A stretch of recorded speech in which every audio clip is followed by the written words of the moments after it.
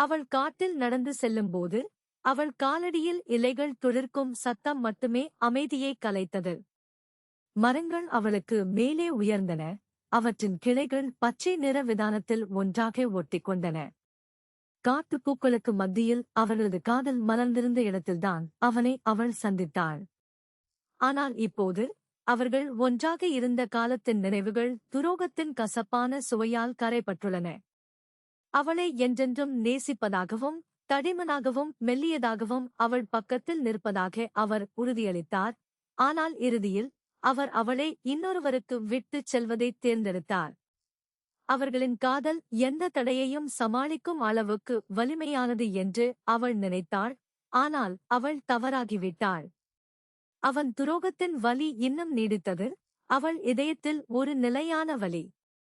காட்டின் அழகில் ஆறுதல் தேட அவள் முன்னேற முயன்றாள், ஆனால் அது பயனில்லை.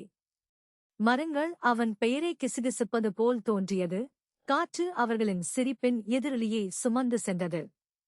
உடைந்த இதயத்தின் துண்டுகளை எப்படி எடுப்பது என்று தெரியாமல் தொலைந்து போய் தனிமையாக உணர்ந்தாள்.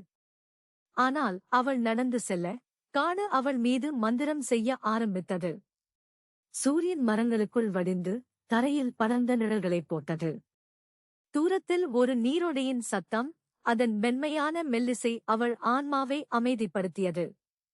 நீண்ட நாட்களாக அவள் உணராத ஒரு அமைதியான உணர்வு, ஒரு நம்பிக்கையே அவள் மேல் அடைவதை உணர்ந்தாள். ஒருவேளை அவள் மீண்டும் நேசிக்கவும் மீண்டும் நம்பவும் கற்றுக்கொள்ளலாம்.